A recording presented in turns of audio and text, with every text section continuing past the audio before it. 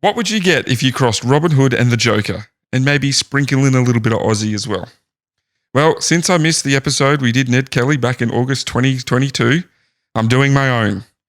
Any old fool can swan about with a bucket on his head and write a couple of letters about some What about some bushranging comedy? This episode, I share the story of Aussie larrikin, the legend Ben Hall, the clown prince of bushrangers.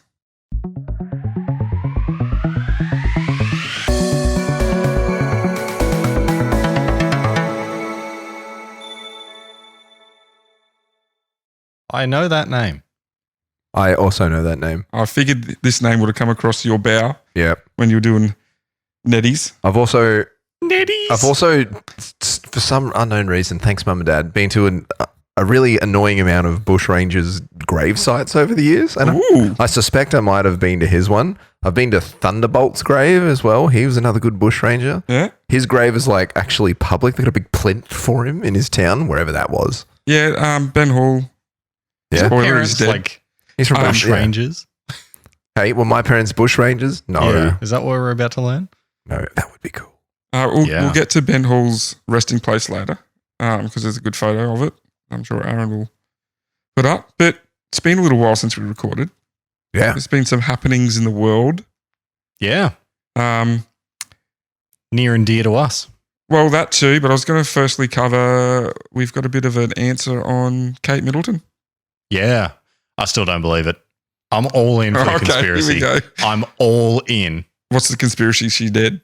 Nah, that they've maybe she's dead. I don't know, but they've definitely swapped her out. You reckon? Yeah.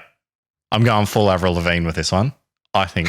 And Paul McCartney. What do you mean Avril Lavigne? Oh, there's a conspiracy theory that Avril Lavigne is not the same person. You know, you remember the Paul McCartney conspiracy theory? Yeah. Same sort of thing. They reckon that she died at some stage and they found a body double for her and swapped her over. Yeah, and I reckon that's what's happened with Kate. Apparently, Paul McCartney is Australian. Yeah. Apparently, when they were on the Australia tour, he died and they found a lookalike for him in Adelaide. I have heard that one. Yeah. Oh, well, let's keep him for a future episode. We can do McCartney and Levine. Lock that in. Yeah. McCartney and Levine. And that Middleton. Sounds like McCartney, Levine and Middleton sounds like the worst law firm you'd ever book in for accident or injury law. It also sounds like I was thinking like a Crosby, Stills and Nash type. Yeah. I was thinking like a beer, McCartney and Levine. Grab a cold McCartney and Levine. Yep. But like you said, a bit closer to us. A very large inspiration for why we do this. Boy, do you remember this? I do remember that, yeah. Rooster Teeth, R.I.P. Rest in pepperonis, Rooster Teeth. Rooster Teeth is shutting down.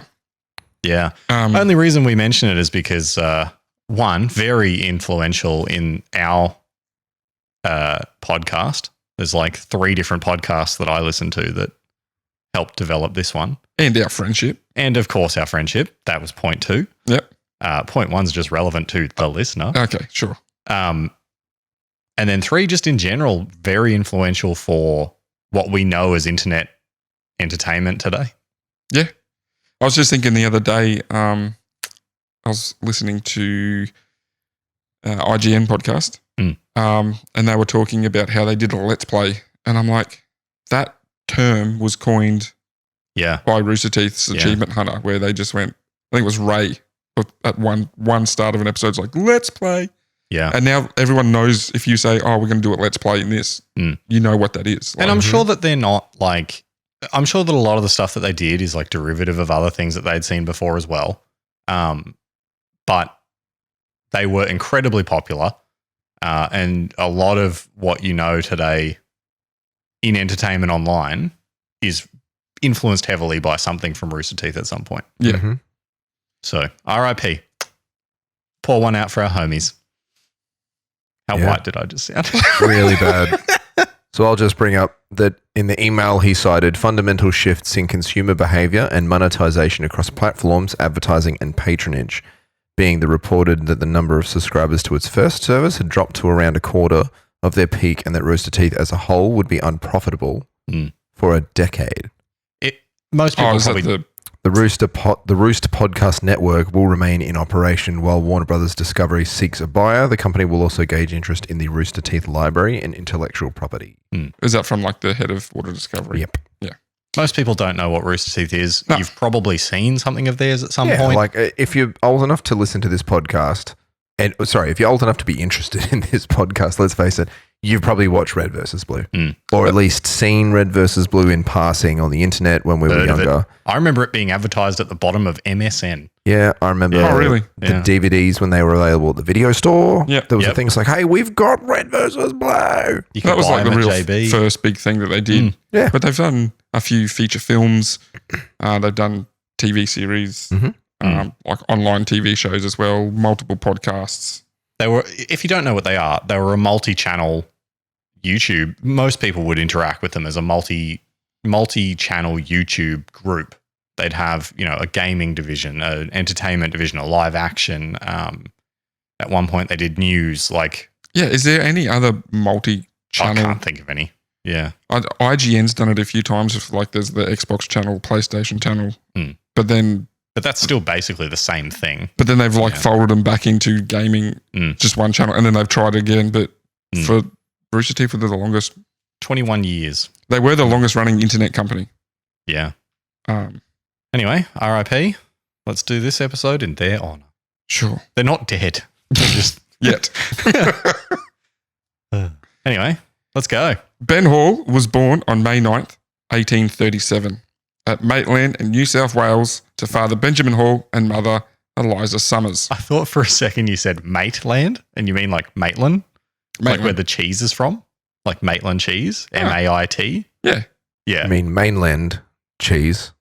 There's no T in mainland cheese. Isn't there a Maitland cheese? I don't know if there's a Maitland cheese, but if you're talking about mainland cheese, that's from New Zealand. Yeah, that's not what I'm thinking of. That's the big cheese company. Anyway, I thought you were saying there was a place in Australia called Maitland. I was like, sick. I mean, it is Maitland, Maitland. Yeah. Maitland. I'm going to be honest, there's a few places from New South Wales, which is not that far away from us, that I've never heard of before in this story. Like what the hell's Sydney? Yep. Benjamin was born in Bedminster, England in 1805, and Eliza was born in Dublin, England in 1807. Both Ben's parents had been In England? No, Dublin in Ireland. Ireland. Did I say England? No, you said Dublin and then added Dublin. a T or a D and it confused him. Okay. I thought he also said in England. Anyway. Check the tape. Anyway, Check the Dublin, Ireland. do that annoying thing where we act like Oh my we're God, what backwards. just happened? Born in Dublin, in England. Dublin, in England. I quit. Don't do that again. All right, Sean, you got to read his script. I don't have it. Both Ben's parents had been convicted of minor stealing offences and were transported to New South Wales and first met as convicts. I love that it's minor theft. Australia for life. Yep, pretty much. Benjamin received his ticket of leave in August of 1832 and Eliza was granted her freedom 2 years later. And they were married that same year and had numerous children. Ben Jr., Ben Hall we're talking about, was child number 4, son number 3. So, being our heritage convicts, Speak for yourself. well, not everyone who lives in Australia is descendant of a convict. But I've actually never heard of this ticket of leave before. Yeah.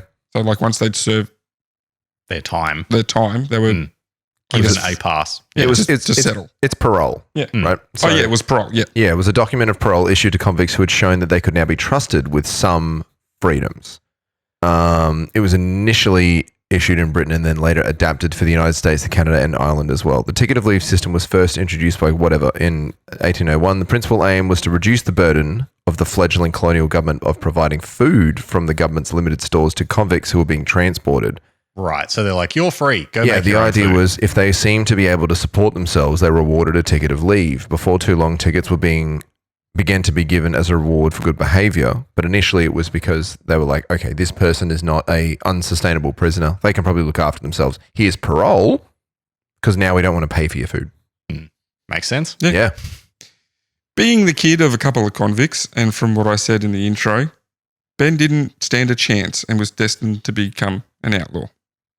However, not really the case. His early life... So what you said 10 seconds ago, not true. Yep, misdirect. Misdirects aren't usually immediately fixed. His early life was mundane and ordinary. His father finding work... Oh, hey, here's Bruce Willis's character in that movie. Oh, he's a ghost, Yeah. just to be clear. Just to On make with sure. the movie. Yeah. His father found work on the Doona Run near Murrumba? Nope. Oh. Murundi.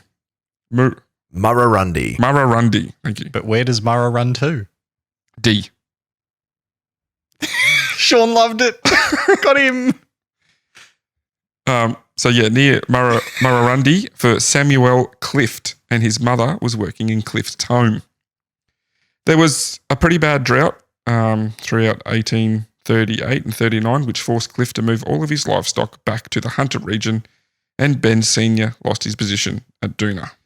But during this time, Ben Sr. found an isolated valley north of Murarundi, which had a permanent water source and good grazing, and so built a rough hut and started gathering any wild cattle or horses that he could find in the area.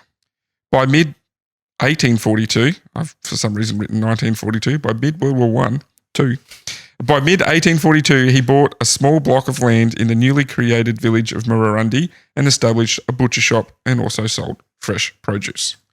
So Dad's carved out a bit of a life for himself, a bit of a honest living. Yep. Got a butcher shop and Made something of himself. yeah. There was some more minor moving around in 1850 to the Lachlan River, and Ben Jr. spent these early years working with cattle and horses, becoming very experienced with stock work and bushcraft. So that's working with animals, and I think bushcraft is actually like mining, Bushcraft is mainly just... finding ores, mining ores and veins of minerals and stuff. No, it's just how to survive naturally in the Australian bush. That's what it's generally referred to as. Bushcraft is just the ability to live off the land as much as possible. At the age of 19, Ben got hitched to Bridget Walsh at Bathurst. Ben and Biddy, which was her nickname, Nice. on August 7th, 1859, had a son who they called Henry.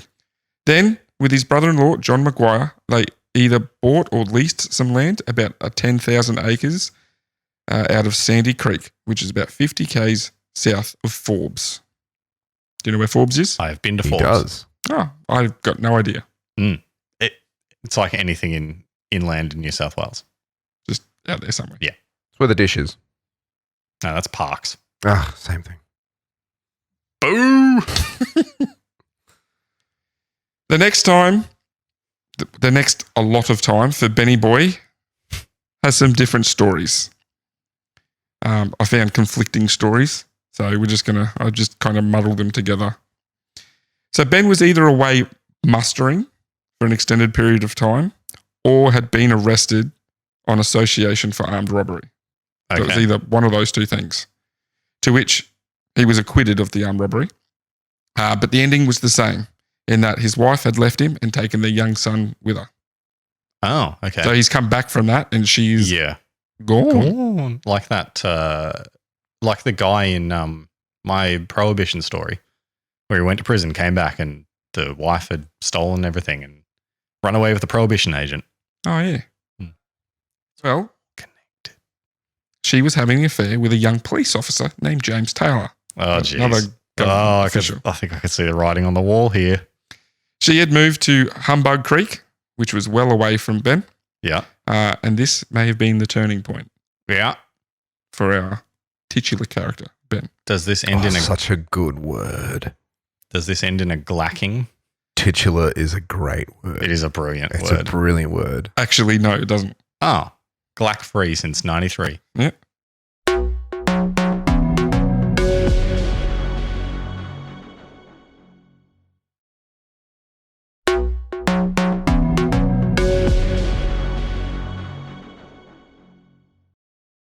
So Ben did start associating with a notorious bushranger, Frank Christie.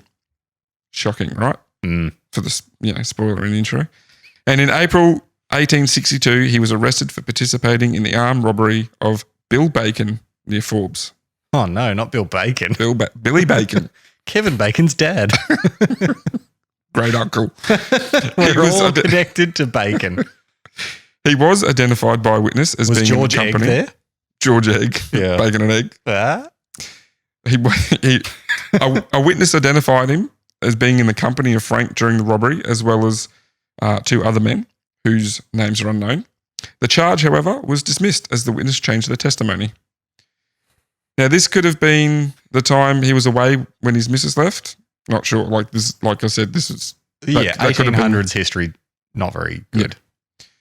But shortly after, on June 15th, 1862, Frank led a gang of 8 men, including Ben, in the robbery of a gold escort coach near Look, I'm just going to call it O'Gara. O'Gara. You reckon it's O'Gara? It's either Eugara, which I doubt, but it sounds like O'Gara or Agara. Yagara.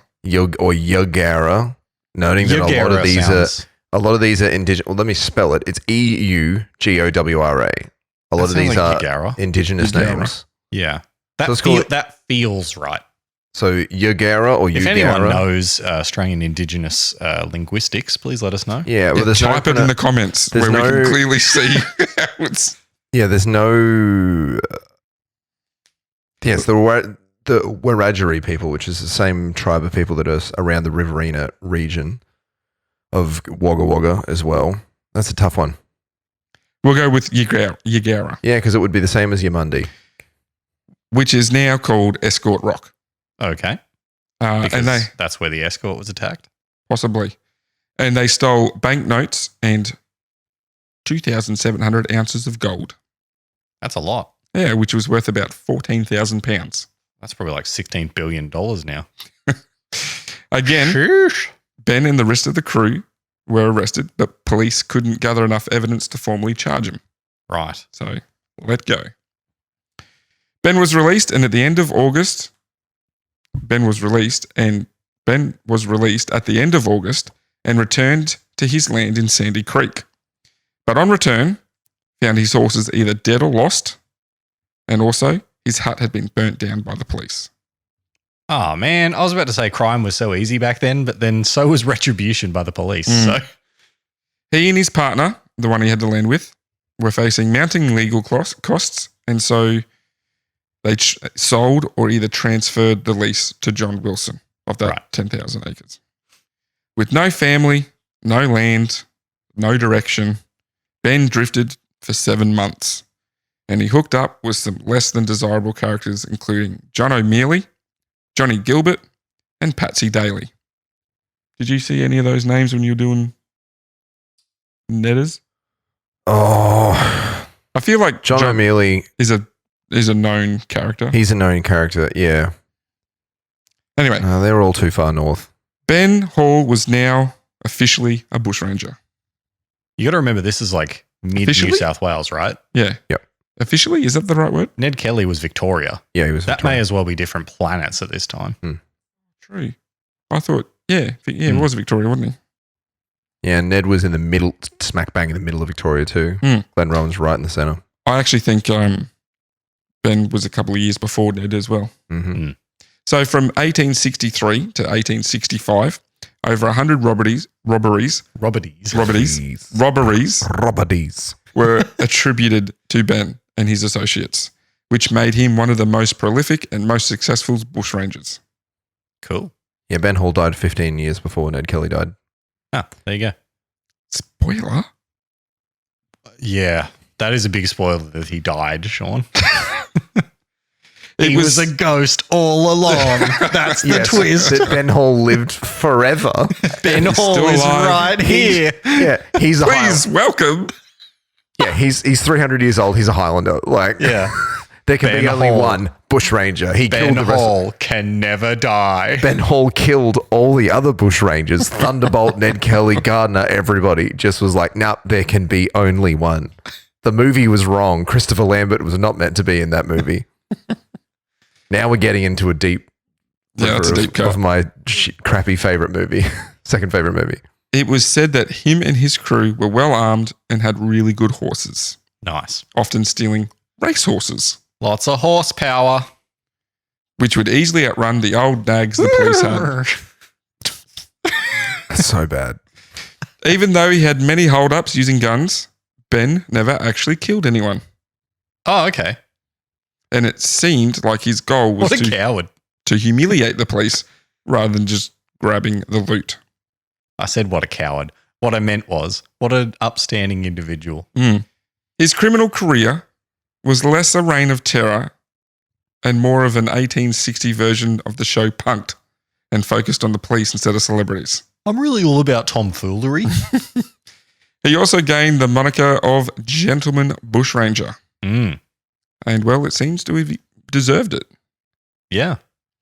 One such story of tomfoolery. I do say I'm about to... Oh, I'm going to have to steal your stuff. I'm sorry. Please put down your weapons and I'll give you a wedgie. One such story of tomfoolery occurred in Canowindra, also New South Wales, when Ben and his crew, which I should cover who was in it at the time, it consisted of Ben Hall, Mickey Burke, John Vane, John O'Mealy, and Johnny Gilbert. Okay. So the boys rocked into town and somehow locked up the local copper in his own cell. I believe there was only one. There could have been more, not sure, but they were locked in their own cells. And then he kind of invited all the townspeople. They were required to gather in the pub. Okay. Why? So that they were hostages? Or so that they had food? For a sweet-ass party, that's why. Oh. Food and drink were provided. Hi, I'm a bushranger. I'd like to chuck a party. Yep. And the gang even offered entertainment. Okay. Upon leaving, not only did they leave empty-handed, they didn't steal anything, but they paid the publican for the goods consumed and the townspeople for their time. So they just chucked a party. They chucked a party. That's not really bushranging. That's not Not really. really. That's not really being a criminal. Oh, they locked up the copper. Yeah, okay, but that's just a bit of tomfoolery. So they just locked him up. They didn't even rough him up or anything? I don't think so. It seemed like they were really just sticking it to the man. Yeah. Not only being smarter, but more generous too. Yeah. Sorry for involving you in this free party. I'll also give you $20 for the day. Yeah. Fact checker jumping in here, just to be clear, bushranging was never specifically originally about crime. The term bushranger was originally just escaped convicts that used the bush to hide from people. It was only later that they started robbing people. When Ned Kelly ruined it for everyone. Yes. He didn't do this just once. How many times did he do it? He boys? returned to the town sometime later and did it again. The same place. Oh, it's that guy that pays you to have a party. This time for 3 days. 3 days. 3-day bender. Just a bad bender Ben for 3 Hall's days. back in town. The boys are back. boys That's are actually back. what the boys are back is written about. The boys are back in town. It's not at all Boys are about back in Irish. town. No. Not all about Irish gangs. It's actually about bushrangers. Yeah. Actually, if you really look at the lyrics, it's about Ben Hall. Look, Thin Lizzy were really heavily inspired by Ben Hall. Yeah. You might think that they were Irish. Nah. No. Were they Half. Irish? He was half Thin Irish. Lizzy, no. His mother was Irish. No, he's talking about Thin Lizzy. Oh, right. Yeah, Ben was Irish. Yeah. Or England, if we consider Dublin part of England. Dublin. Dublin. So, yeah, just a 3-day bender partying with the town. Oh, sorry. Just digging into the Dublin thing. Thin Lizzy are also from Dublin. Dublin. Can you just join Wikipedia and change Dublin's page to be Dublin? Dublin. I mean, yeah. The highlight of Ben's bushranging may be this next confrontation, although may not be confirmed. But I did see it on one website. I couldn't find it on other ones. All right, that's enough for us. Yeah, why ruin a good story? Ben If you want good research, start your own podcast. I did a lot of research. I just found it in one source. If it's not corroborated, it's good enough for us. Ben was back near Bathurst and had 4 stars. He was being pursued by the local police. Is that a That's a GTA reference. Okay. Yeah. I was wondering if that was an actual thing. GTA reference. Yeah, nice. Didn't quite have the military after him. It wasn't 5 stars, just 4. Ben and the crew got the drop on the police, disarming them of their carbines, revolvers, and handcuffs, as well as other items. He then proceeded to strip them naked and tie them to the trees. Yep. And then he spanked their little bottoms and ran into town. Don't say bottom. Ben wasn't finished. Yep. He then lectured the captive audience on the pressing problem of police misconduct. Okay. He just went on a bit of a rant. Did he pay them for their time? No, he didn't. What a jerk. He just went on an old rant with the... This is not working. What are you trying to do? This is when I wanted the music to start playing. Oh. Press the home button. Oh, don't press the home button. Press the play button. Hold it up. You're now watching How to Use Aaron's TV with Aaron, John, and Sean. Oh, it's going to change the lights. Oh, no, my pretty colours. So yeah, he lectured the coppers who were tied naked to the tree.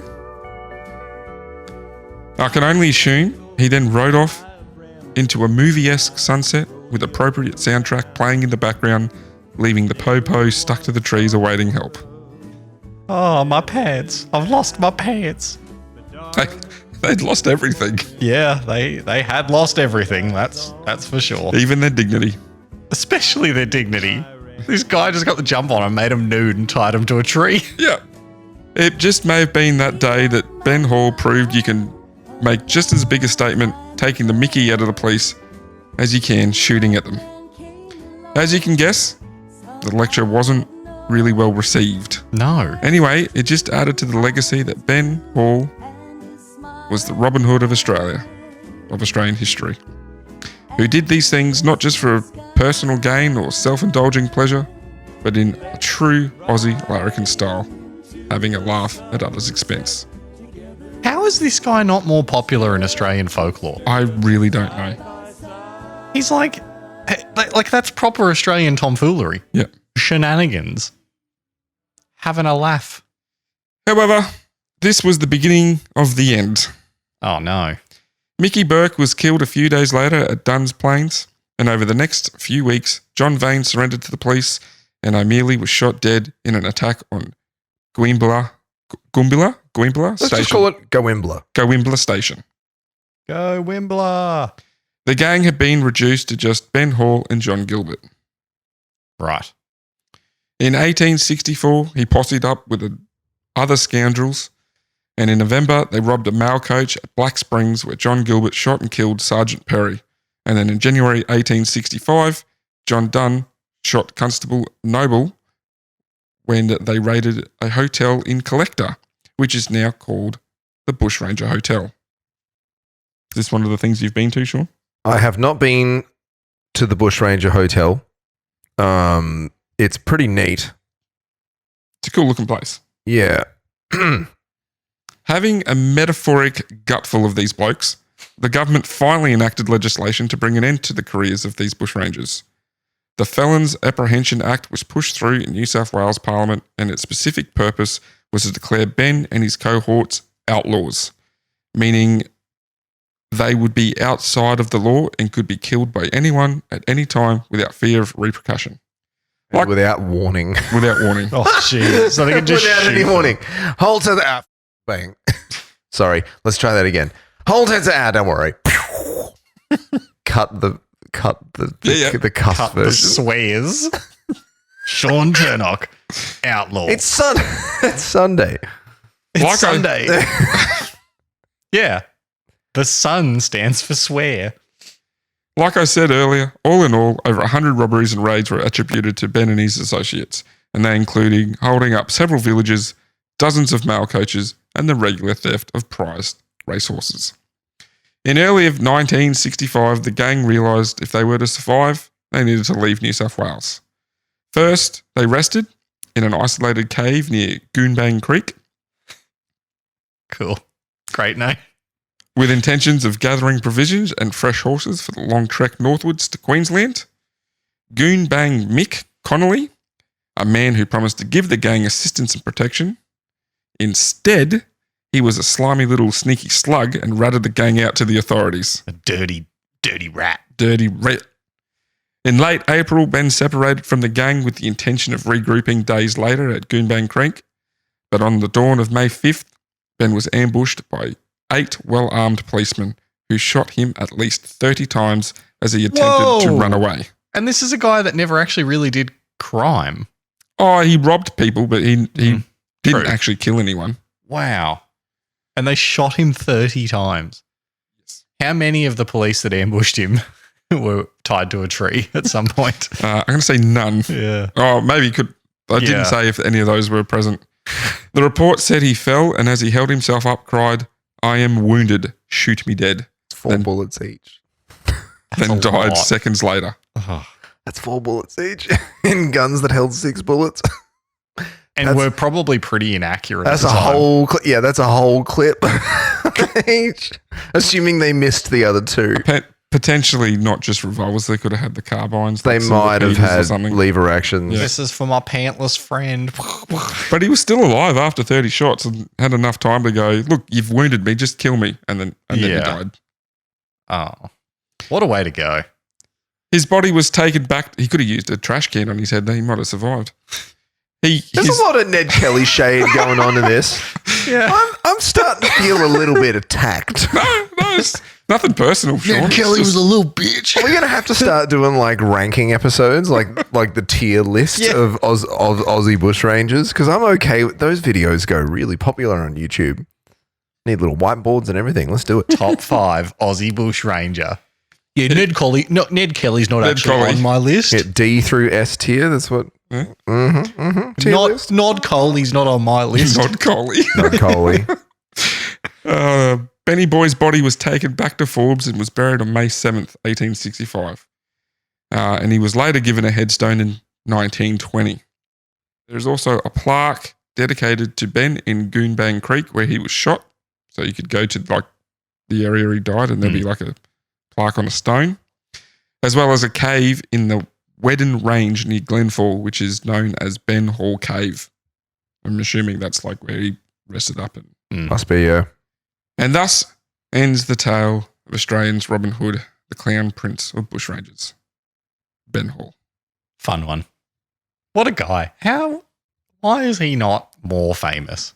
I don't know. I was talking to someone online the other night and I just happened to mention, "Hey, do you know who," because he lived in New South Wales, "Do you know who Ben Hall is?" And he's like, "The Bushranger?" I'm like, "You know?" So people out there must know. Yeah. Like, we talk about all the really bad ones that did the killings, but we don't talk about the silly one. No. Oh, obviously Ned is the most famous. Yeah. Yeah. Everyone thinks of Ned when they hear Bushranger. Yeah. Such is life. But yeah, I really enjoyed the story of Ben and his shenanigans. Instead of defund the police, it should be de-pants the police. Declothe the police. Pants the police. Could you imagine what would happen today if you just rocked up? You'd be dead. If you rocked up to a copper and dacked him. Just a, Pepper spray. just get You tasered. get tasered immediately, yeah. Oh, Well, good one. yeah, thanks. That was fun. Yeah, that's what I wanted. A bit of lighthearted fun. Just to be clear, Cheeky Tales does not condone bushranger activity. Or Does any if it means illegal activity at all. I mean, it does. We do condone escaping from your convict life because if you are, you're probably already dead because you're living in the past. In which case, Cheeky Tail says yes to running from your convict lifestyle. You too can run away from the Australian penal colonies. Yes. Good stuff. Thanks. Looking at the picture of his grave, I'm pretty sure I have seen it. I was going to say, yeah. So I think it's in Forbes and it looks extremely familiar. I reckon I have. Mum and Dad would have been like, "There you go." And I went, "Yeah." it's quite a large headstone, isn't it? It is. Check out the socials. Don't go Google it. Head to @CheekyTalesPod on Facebook, Twitter, and Instagram, and you too can see the grave. We post supplemental images there, and you can have a chat to us. Mm-hmm. We're in the comments too. Leave some feedback. Don't call me a slaphead anymore. Leave some episode Growing my ideas. hair out. If you have a story that you'd like to hear, let us know. Some of our favourite stories have come from suggestions. If you, because I know we have some people who listen from overseas, if you have some local stories that you know of, send them this way. We'll do Who's the research. your local shenanigan giver? We'll look into it and we'll let the world of 30 odd people know your local story. and share us with a friend so that they can hear your story suggestion. One day it'll be thousands of people. Be here early. And shout out to all the boys at 4Reg that listened to the Dr. Pepper episode and helped get the numbers up from 0. Very thankful for that. Thanks, boys. Thanks, boys at 4Reg. Oh, yep, nice. Mm-hmm. We'll have to get that episode into the internal speakers at Amatul at Richlands. Mm-hmm. I'm sick of hearing this. I've heard it 50 times today. All right. Well, we will be back in a fortnight. Thank you very much for listening. Good night. What's my sign off? I don't know. Good night, Chiquitos. Yeah, Chiquitos. I know it was Chiquitos, but I thought I said good night. You don't usually say good night. I've always said good night. I think you say good night as well, but you always say Chiquitos. Oh. Yeah, you say good night, Chiquitos. Arrivederci, Chiquitos. And I say ta-ta. I'm changing to Arrivederci. Yeah, we need a new one. Does that mean goodbye? Yeah. Arrivederci, Chiquitos.